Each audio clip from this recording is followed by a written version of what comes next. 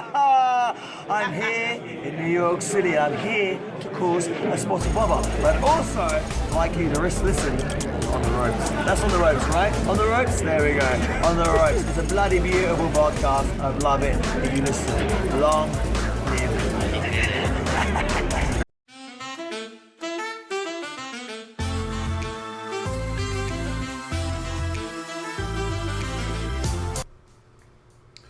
Hello, ladies and gentlemen. Welcome to another episode of Going for the Ropes. I'm your host, Starfish.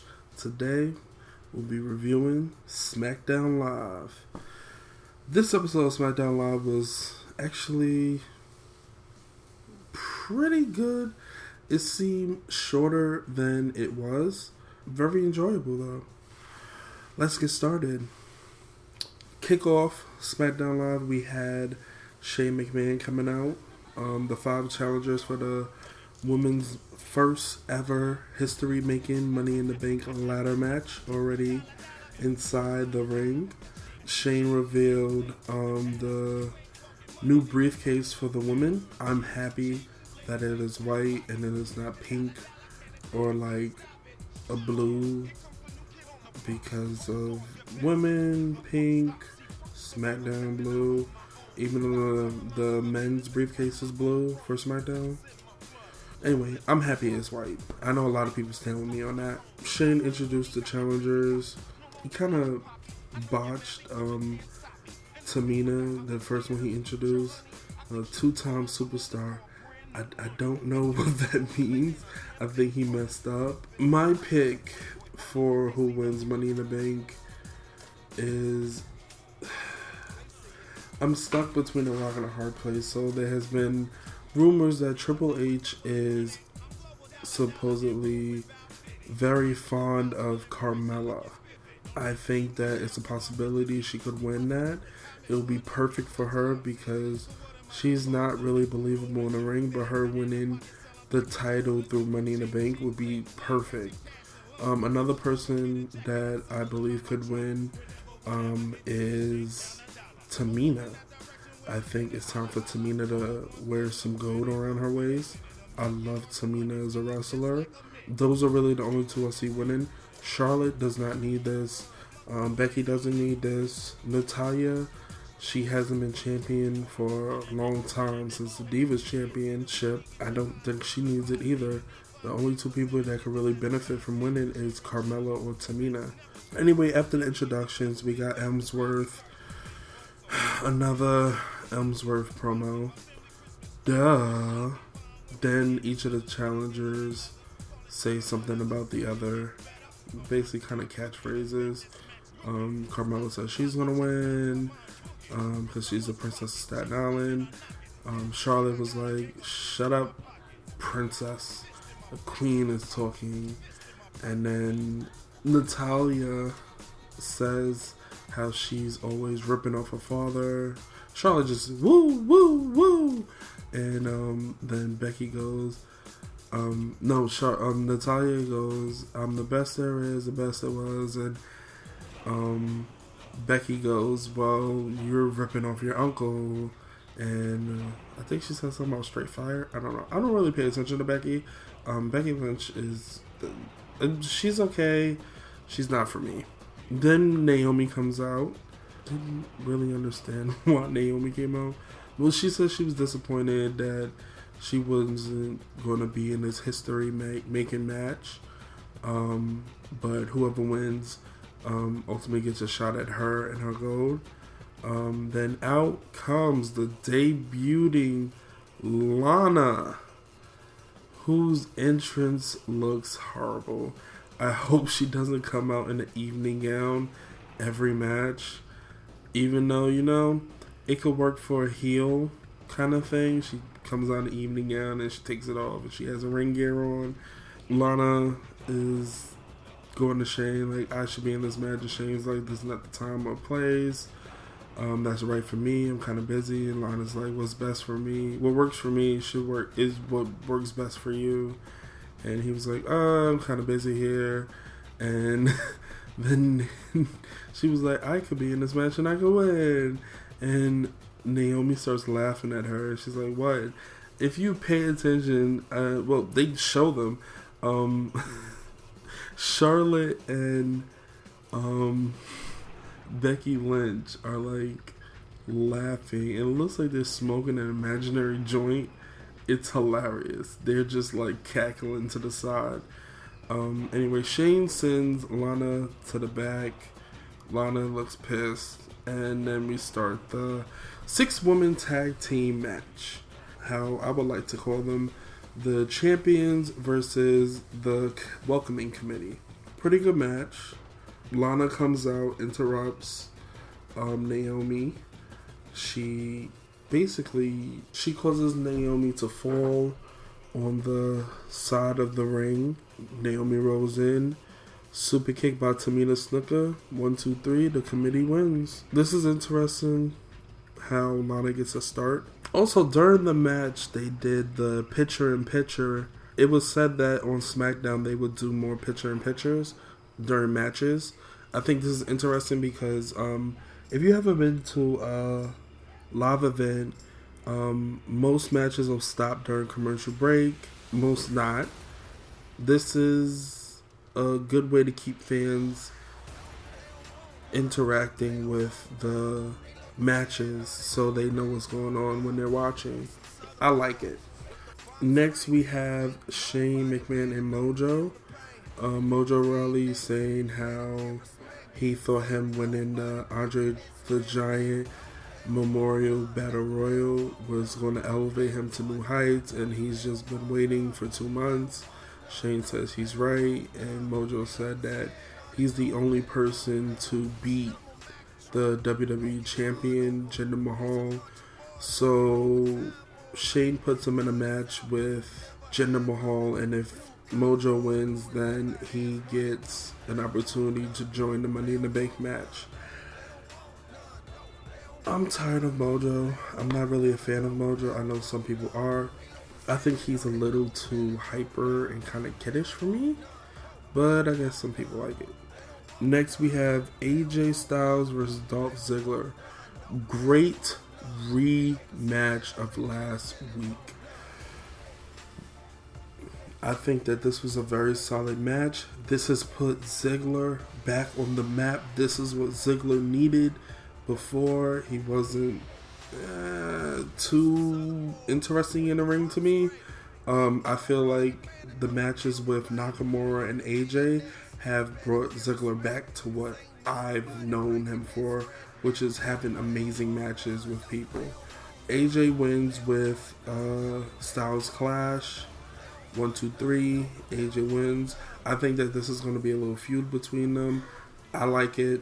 Keep it going. Next we have the Fashion Files.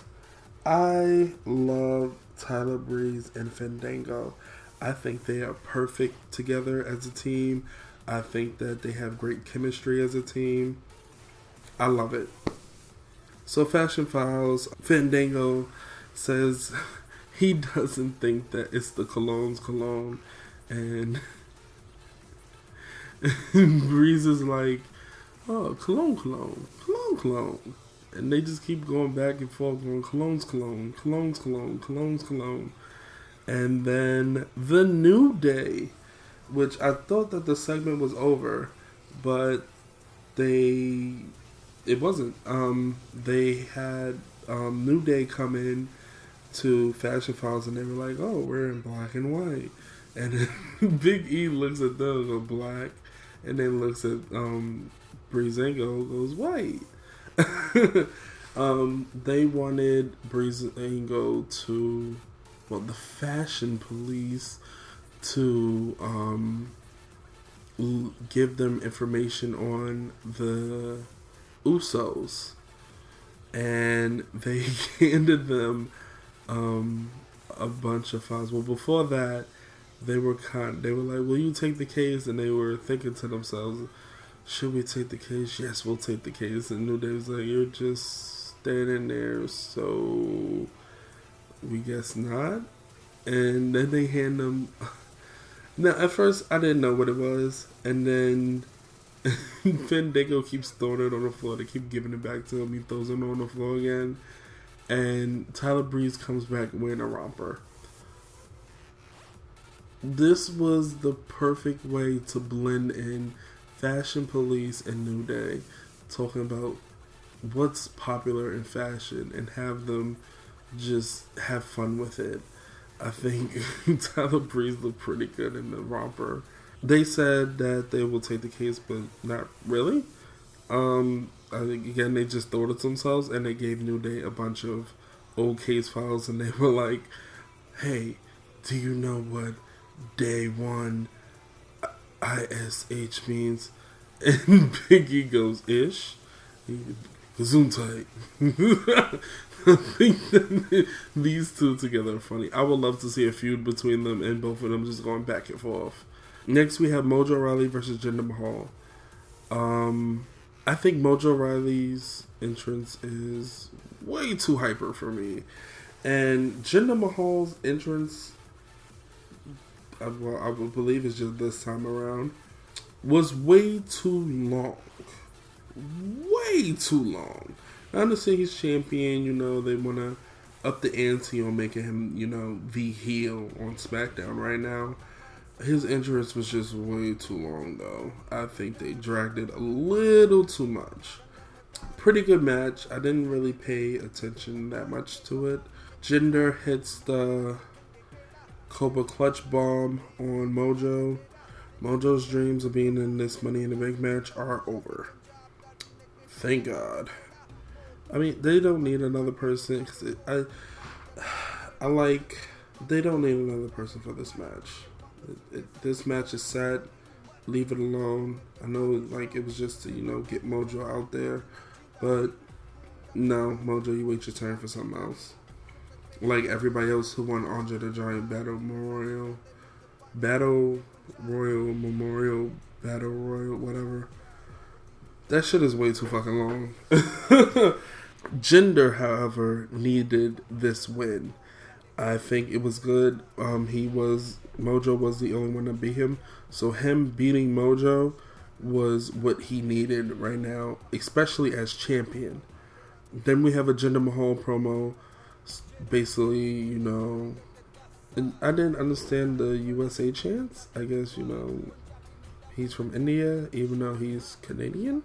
But he basically said, he's going to beat Randy Orton and retain the title. Next, we have a Randy Orton promo. Randy Orton.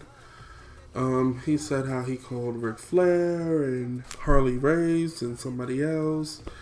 And it was very boring. I couldn't really concentrate on it. Next match. The Colognes versus the New Day. I think this was a good match. The Colognes seemed to be falling back down the losing streak, but they did hold their own. Can't lie about that against New Day. New Day wins with a tag team finisher. I don't know what the move is called. It's a combination of Big E's finishing move, the big ending, and a jumping DDT. I like it. Out comes the Usos with a promo. Okay, I like the Usos coming out during Breezango and, doing their little promos then. Now it just kind of seems annoying. The Usos need to be in more matches, especially during the regular shows, instead of just having them come out and cut promos. This promo was very lame. They tried to be New Day. They tried to get laughs. It wasn't really funny. They need to let them get in the ring and do more instead of just doing the promos. I mean, promos are good. This one, not so much. I can't wait for the match. Know that they'll do justice when it comes time for them to do it. Next, we have Sami Zayn being interviewed, talking about the only person that he can't fully understand is Shinsuke Nakamura because of his charisma, blah, blah, blah, blah, blah. Out comes Baron Corbin, and he just beats him down and said, "You need to be worried about me." I love Baron Corbin. He has become an amazing superstar on the main roster from his NXT days just 2 years ago. He has evolved, and I like it, and I want him to keep getting better. Next, we have Shane and Naomi. Naomi saying, and this is what I was talking about earlier. I think that they are jumping the gun because they want Naomi in a match. However, I think that they should have put Lana in the Money in the Bank, maybe given Naomi the night off, or have her in some way interacted with the Money in the Bank match. But this, so Naomi goes to Shane, is like, "Oh, did you see that? I want Lana at Money in the Bank for the title." And Shane's like, "Oh, you sure about that? You could just, have a match on SmackDown." "Oh, I want it for the title. I'm that confident." They do not need to put the title on Lana. No. Bad WWE. If you think about it, stop it. It should not happen. Lana's pretty good. I haven't seen her in-ring work. She's amazing on the mic. However, she should not win the title on her debut match on SmackDown. Stop it. Stop it now. No. Bad WWE. I think this match will be interesting to watch. The build only has a week left, so I hope they do something amazing and pull a rabbit out of their asshole, because I don't really have faith in this. Next, we have the main event for SmackDown Live: Kevin Owens versus Shinsuke Nakamura. Great match. WWE says first ever. It has happened before. War of the Worlds, Ring of Honor 2014. Actually better. They put on an amazing match. It ended with Nakamura hitting the Kinshasa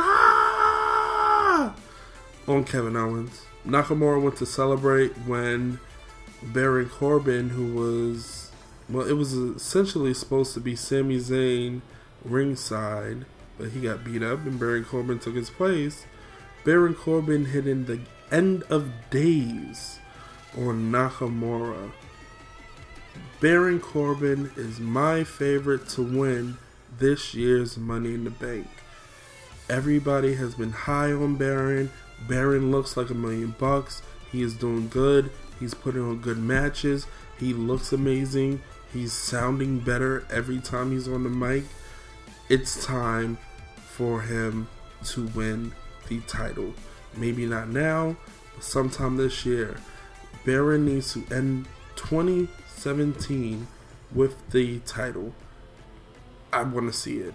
With Baron Corbin being how he has been lately, Baron Corbin is the only person in the Money in the Bank match that benefits.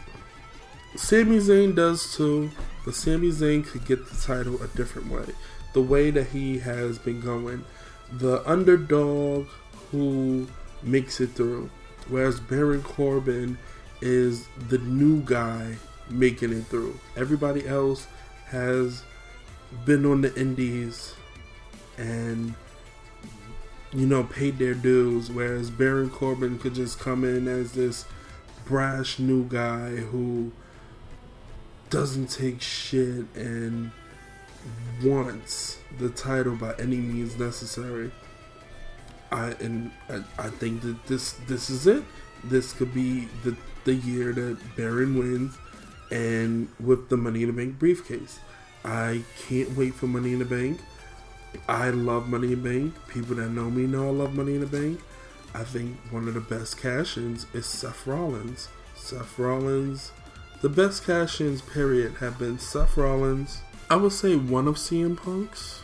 I didn't like the Jeff Hardy one, even though it was surprising. I like the Edge one. The Edge one surprised the hell out of me. Daniel Bryan, sadly, 2 people, even though it's technically 3 people, Two people who had Money in the Bank that, well, one was due to injury. Mr. Kennedy, who had Money in the Bank but got injured and wasn't able to cash in because of injury. And then Damian Sandow, who I think was perfect in a time where people wanted new, and he was greatly appreciated by the fans, and they let him lose. It was... Sometimes WWE gets it right, sometimes they get it wrong. John Cena losing his Money in the Bank match, well, his cash-in match, perfect. Just perfect. Damian Sandow losing his cash-in, disgusting. Honestly, truly disgusting. They shouldn't have did that. But there's kind of a pattern, if people haven't noticed Money in the Bank. If you cash in Money in the Bank, you will have it cashed in on you. As for SmackDown goes, I think it's a possibility Randy could win the title back and have it cashed in on him by Baron Corbin. That would be amazing. I like it. The only person who has cashed in Money in the Bank and lost is Cena, who had it cashed in on him by Damian Sandow, and Damian Sandow lost. So maybe it's kind of a cause and effect thing. Maybe a karma thing with the Money in the Bank briefcase. I like it. I hope that the cash-ins stay wonderful as they always have been. Dean's was kind of expected last year. I hope they don't do that this year. Just don't. Anyway, ladies and gentlemen, there's been another episode of Going for the Ropes. I hope you enjoyed this episode for the results of SmackDown Live. Follow us on Instagram and Twitter at Going4the Ropes. Find us on Facebook. If you're not already listening on Podbean or Twitter, look for us at Going the Name for the Ropes. If you would like to donate, find us on Patreon, patreon.com/Going for the Ropes. This is a podcast for the fans, so if you're listening wherever you are, Podbean, SoundCloud, YouTube, hopefully I'll have it up on more places. If you're listening, drop a question on anything you would like to know and like for me to answer. I welcome questions, even if they're challenging, if they're not even about WWE. I love New Japan and I love Ring of Honor, and I'm recently getting into Lucha Underground, so give me questions. I love questions. Again, this has been your host, Starfish. Thank you for listening to another episode of Going for the Ropes. Please like or comment, subscribe. Let us know how we're doing. Have a good one.